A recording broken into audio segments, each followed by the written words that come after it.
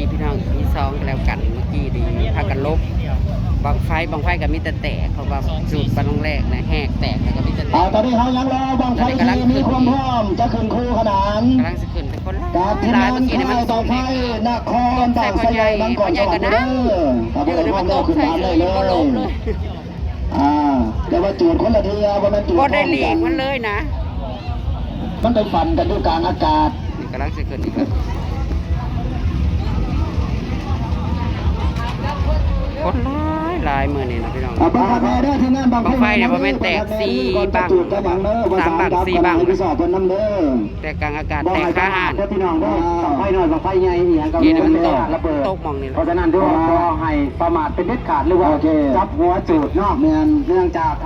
ผู้ประมุ่นหรือว่าผู้จัดงานจะมีความเสี่ยงนะพี่น้องเนาะเจ้าเพื่อทรัพย์สินหรือว่าเพื่อรถแห่กับมาจอดไว้ซื้อพี่น้อง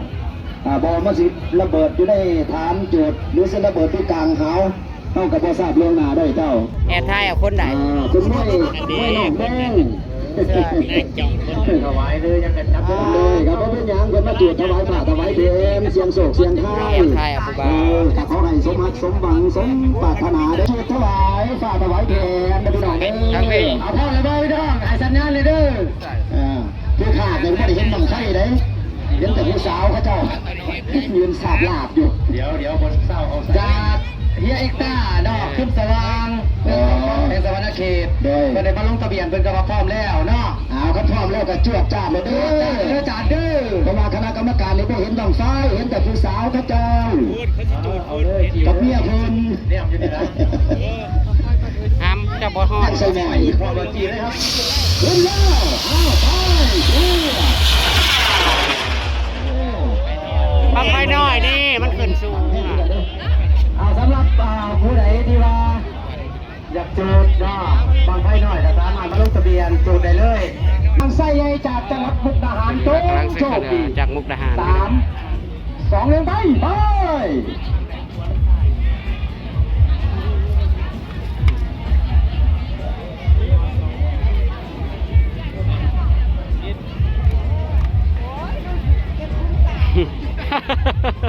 รุ่นจะเจ็บคุ้มตาถ้าเสียปีพ่อหาแบบสำรองเอาไว้เด้อแบบสำรองแบบมันเป็นร้อนๆมันจะตีทุกฝั่งเลยครับกลาดสับ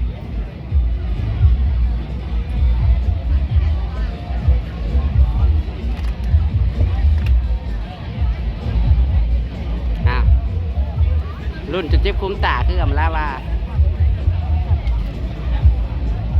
โอ้ปีนาเนี่ยเขาใส่ระบบไฟฟ้าเด้อเสียเด้อเขาปาดน้ำใส่ละคืออิ่มสิม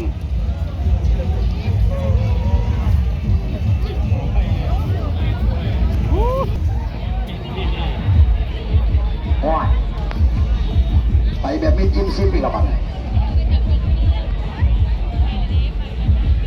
มาเตรียมต่อสำรองไว้ย้ำเด้อเช็คเมืองแบตเมืองอาจารย์เช็คเมืองแบตเอาขออนุญาตทางวิชาการผลิตเครื่องนี้ตัวนี้ก็แล้วกันเจ้าพี่น้องเลยเนาะอาจจะมีปัญหาในส่วนของแบตเตอรี่เพราะว่าก็เลยสิปล่อยบ้างนี่ก่อนพี่น้องบ้างนี่บ่พร้อมเอาความปลอดภัยมาก่อนนะครับจะเพิ่งอย่าเพิ่งมาเบิ่งว่าบ้างนี่สิขึ้นบ่อันนี้จากใส่นะจากฝั่งไทยเหรอหัวกันหรือว่าอันนั้นไหวก็ถือว่าให้ออกจากสถานที่ตรงนั้นก่อนเนาะเนื่องจากคนที่ทำการจูดวันนั้นสาเนาะด้านหลังขันขยับนะครับด้านหลังขันนะครับ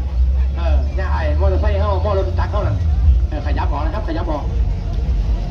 ขออนุญาตครับขออนุญาตความปลอดภัยนี่100%แล้วนะครับขอทีมงานเสียรถนะครับจากจังหวัดอำนาจเจริญโชคดี3 2 1ไป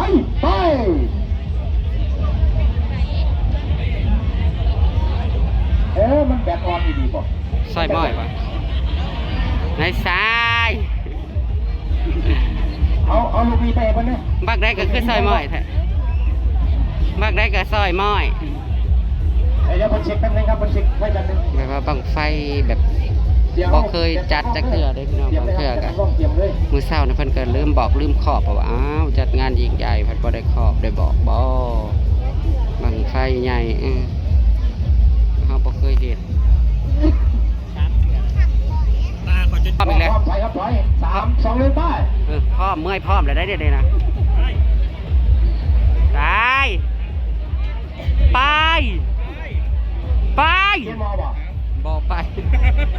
อยม้อย ไฟบะมี่เอาหมอนี่ไปครับ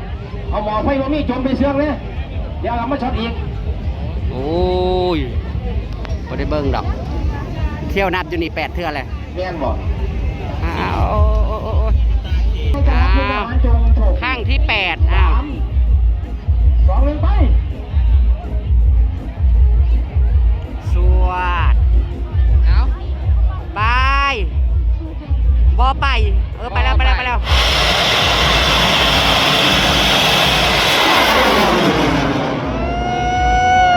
ขึ้นโยนจ้ะ แบบไหน แตกฮะแตกอีกแล้ว แบบไหนไปแล้ว ขึ้นโยนจ้า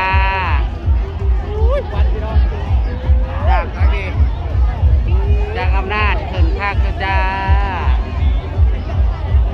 แต่แนมลงมาทางลุมบ่เห็นทีบจ้าบ้างนี่อามาลาบริเลนโป๊บนะคะ ชิงว่างไหนเร็วนะครับชิงว่างไหนเร็ววันแดงจ้า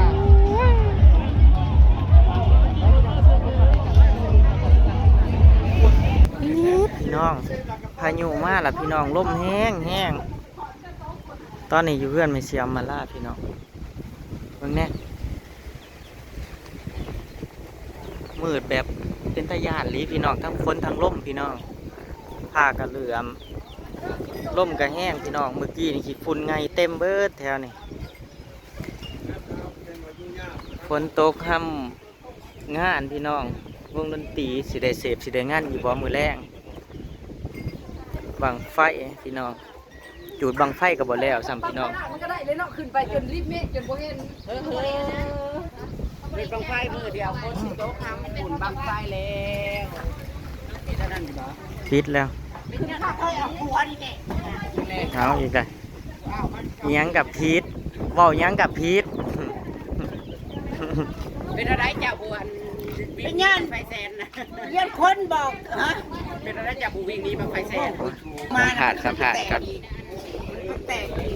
แตกนะ2-3บ้างบ่เฮาลงนี่นะตอนเฮาลงนี่ แม่นคือมาก็แตก อ่างจะสไลด์แตกสไลด์กลัวเนาะ สลายแตกไรก็คือ เนาะแตกเก็บ ขึ้นกับบังใหญ่มันก็บ่ได้ขึ้นงามสำบังน้อย แล้วหรอปะ จูดบ่เบิดกับ แล้วเอา เวลามันเบิดก่อน อืม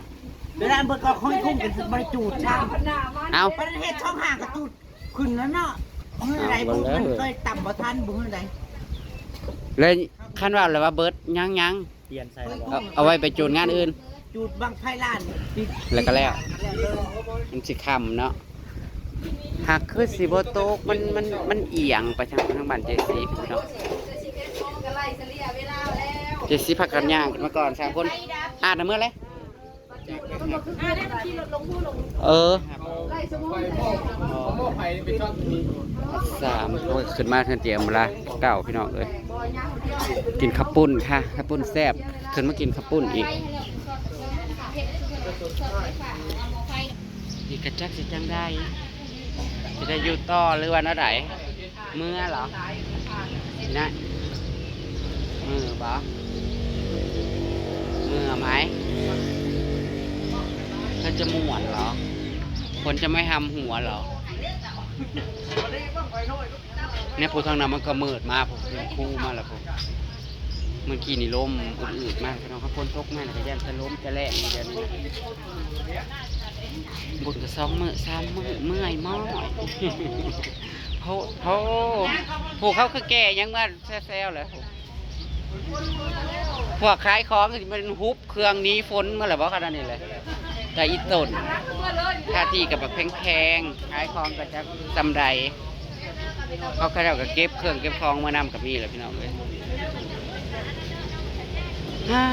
เฮ็ดบุญกับพม่าบางไฟเพชรแตก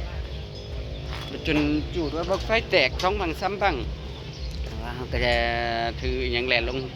ห้องบ่ได้บอกได้เคาะจะกินจะทานว่าโอ้ยเฮ็ดบุญมาง่ายตัวพวกนั้นไปเอาแก้กันมาเลย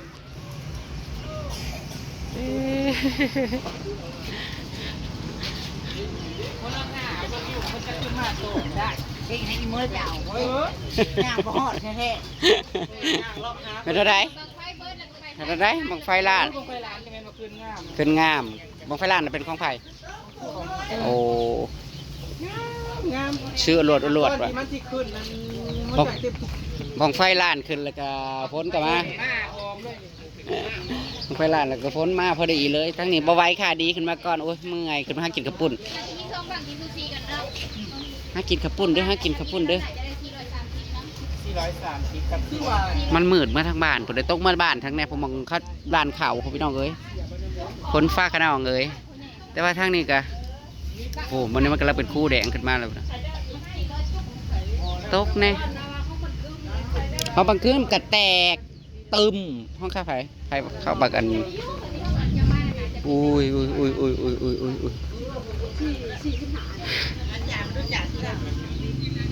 ยิ้มเลยกินข้าวปุ้นนั้นเที่ยวกิน2 เทื่อ 3 เทื่อข้าวปุ้นเบามีแซ่บโพดโพให้เขาฟังเบิ่งอีกมื้อแรงพี่น้องสิได้ไปย่วงไปย่าเวทีอยู่บ่วงดนตรีต่อซาใจเฮาน่ะอยากมานอนแล้วซาใจเฮาอยากมานอนพักผ่อนแล้วแหละเฮาเมื่อยเลยอู้ฟ้ากับแมบพี่น้องคลิปนี้แค่ภาพบรรยากาศไว้ซ้ำนี่สักคนพี่น้องจ๋าเนาะตามคลิปหน้าก็แล้วกันจะได้กันได้อยู่ต่อ ไม่ป้านั้นไม่แม่ป้า